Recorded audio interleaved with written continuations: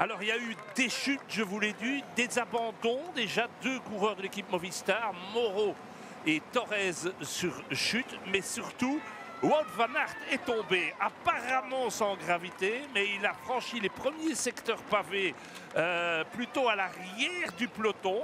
Je ne voudrais pas du tout interpréter ça comme bon ou mauvais signe. Stuyven est tombé aussi.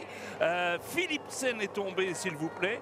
Et sur le premier secteur, le secteur de Troisville, alors que l'équipe Ineos mettait tout à l'attaque, eh bien, Ganna a été victime d'un problème mécanique, ce qui évidemment a tout à fait changé la physionomie. Et là, on a un Van Aert à l'image qui traîne quand même énormément devant. On voit cette difficulté dans le placement. Il n'a pas envie de frotter.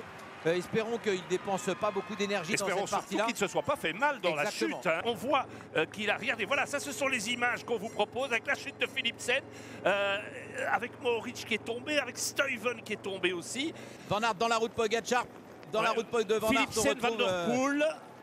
Philipsen, Van Der Poel. Ouais. Van Aert avec Brennan. Et Pogacar qui va tout de suite mettre de la pression. Avec Van Aert.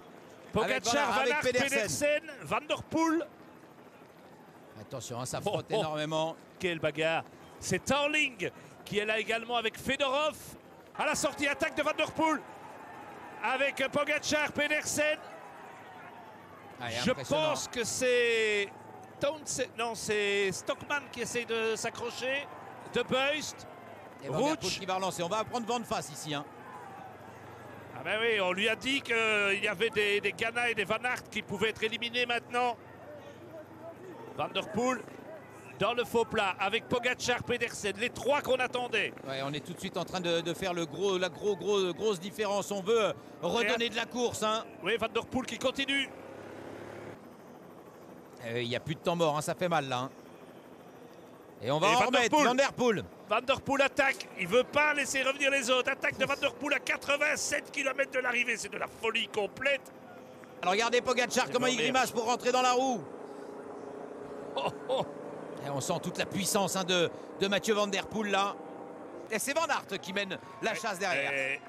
Boucher 1 minute sur les 5. On a beau être médaillé olympique du contre-la-montre. C'est déjà... Ouais, c'est impossible. Ouais. On va quand même parler de cette belle jeunesse, alors que Pogacar relance sur le secteur. Ce n'est pas vraiment une attaque, mais c'est une accélération. C'est Maurice qui s'est imposé pour le team Grenke Auto Eder devant. Et grosse accélération, Paris. pardon Rodrigo, parce que là, Van Der Poel est derrière. C'est Bissegger qui doit faire l'effort. Pedersen il y a un souci, Pedersen. Crevaison roue avant. Au plus mauvais moment pour Mats Pedersen. Et Philipsen qui reste au contact. Et Pedersen qui se retrouve dans le groupe Van Aert, non? Ben oui, mais bien sûr. Mais ça y est, il a changé de roue. Et regardez, Philipsen lâche Bissegger. Ah ouais, là, alors là, s'il se retrouve à crevaison pour Bissegger. Problème mécanique pour Bissegger. Et voilà. Bissegger était bien crevé. Oh là là, les scénarios qu'on ne peut pas écrire, c'est impossible. Et maintenant les 2 Alpecin. Mais c'est quoi l'attitude de Pogacar maintenant? Ah oui. Est-ce qu'il leur dit allez-y, roulez? Il est quand même dans une situation un peu inconfortable quand même. Mais, hein, là. Mais je ne passe plus alors. Mais est-ce que c'est dans ses gènes? Non, c'est pas dans ses gènes. Je pense qu'en fait c'est ça le problème. C'est qu'on pourrait lui dire mais c'est pas dans son tempérament de le faire. Pogacar est obligé de faire l'effort pour revenir et il grimace hein, Pogacar. Il est obligé d'aller chercher dans ses forces. Attention au contre de Pogacar. Moi je suis dans la voiture de Pogacar, je demande de contrer à la sortie du secteur. Pogacar va devoir contrer là. Il doit y aller Pogacar, on lui dit pas dans l'oreillette. Mais vous avez vu Philipsen qui a craqué. Le faux plat ici, Pogacar doit y aller. Pogacar doit accélérer maintenant et utiliser le faux plat. Et oui, c'est le moment d'y aller. Voilà. C'est exactement cela. Exactement bien vu. Oui, là, c'est la voiture. Hein. C'est la voiture qui sert. Aïe. Et vous avez vu l'accélération de Van Der Poel. Elle a finalement fait craquer Philipsen. Coureur qui est endurant, qui aime les courses difficiles. C'est une course difficile par excellence. Donc... forcément, attention, ça va passer à l'attaque. Oui, Pontibo. Et c'est parti, mon kiki. Et de nouveau. Et il doit se mettre en danseuse, Van Der Poel, pour rester dans la roue de Pogacar. Allez. La bagarre est quand même incroyable. Hein. Ces deux gars sont sur une autre planète. Hein. Ah, ouais. Maximum, lui, c'est infini. Ouais, c'est infini. Et puis, il a raté son virage. Et chute de Pogacar. Chute de Pogacar. Pas très grave, ça va aller. C'est avec la moto.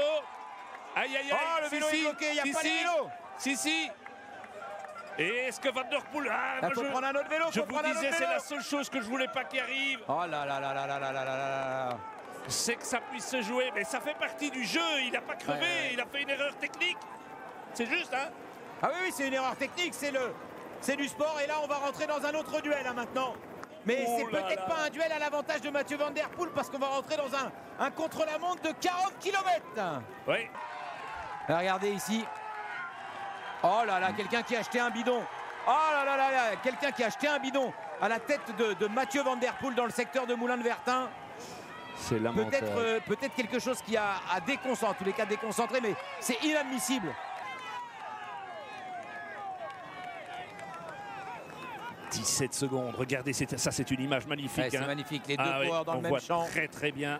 Mathieu Van Der Poel en haut du pavé qui maintenant va chercher la petite goulotte pour aller chercher du rendement. Tadej Pogacar qui lui était sur la petite goulotte. Bien évidemment sur cette partie humide doit chercher le haut du pavé. Regardez, ils connaissent les circuits, ils connaissent les routes par cœur. Tadej Pogacar qui va revenir dès qu'il y aura la petite goulotte en terre. Attention pour à ce virage, sur le secteur. Attention à ce virage très technique là. Un des virages les plus difficiles, il est merveilleusement bien négocié. Ouais, c'est du pilotage, du grand pilotage. Perfection. Ouais, ça décroche pour Philipsen. Oui. Philipsen ne fera pas de podium. Et c'est Van Aert qui est en train de faire la différence devant. Exactement. Et Van Aert, il lui faut plus de 200 km. Il n'y a que Vermeersch dans la roue. Oui, Van Aert, c'est un peu comme au Tour des Flandres. Hein. Ouais.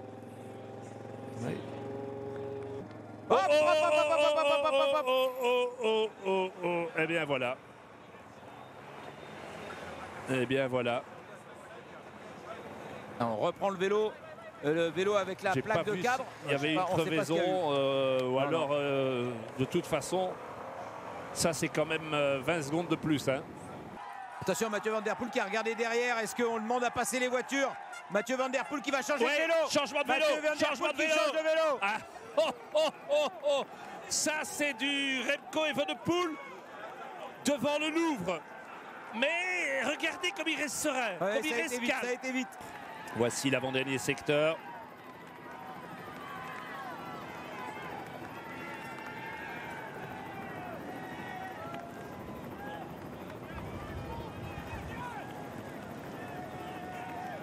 Ah, c'est quand même la perfection, hein, ce Mathieu Van Der Poel. Le style, toujours les mains en bas, jamais pris à défaut. Attaque de Van Aert. J'en étais sûr. Attaque de Van Aert. Oh, elle est puissante celle-là. Ouais, c'était sûr que Van Aert allait attaquer. Et il y a des supporters ici parce que ça a fait lever la foule. Ici, la foule. Tout le monde veut Van Aert sur le podium. Ah oui. Ça va pas être simple de battre Pedersen. Hein. On a l'impression qu'il y a un but de Romelu Lukaku en finale de la Coupe du Monde. Là, il va se relever. Il a essayé, mais Pedersen. C'est la 3e victoire consécutive. Une épreuve créée en 1896. 1896. Il est le 3e homme à gagner 3 fois de suite. Et oui, comme Francesco Moser, il y a 45 ans. Il est champion du monde de gravel. Il est champion du monde de cyclocross. Il gagne Paris-Roubaix. Au moment où il franchit la ligne, Pogacar entre. Et voilà, Pogacar deuxième. Pedersen qui entre en tête. Pedersen, Van Aert et Vermeersch. Attention, Vermeersch, il avait battu Van Der Poel quand même. Ça, ils peuvent tous les trois aller sur le podium. Oui. Ça va être un sprint lancé quand même avec de la vitesse, hein, Pedersen. C'est ce qu'il faudrait pour Van Aert. Pour Van Aert, c'est quand même mieux qu'un sprint arrêté, c'est clair. Absolument. Et Vermeersch qui va... Vermeersch va essayer de passer au-dessus. Et c'est parti. C'est lancé. Et Van Aert, il va être serré à l'intérieur. Et c'est Pedersen qui va battre Van Aert. Pedersen Van Aert, Van Aert va réussir à passer. Pedersen. C'est de nouveau Pedersen. 3 et 4.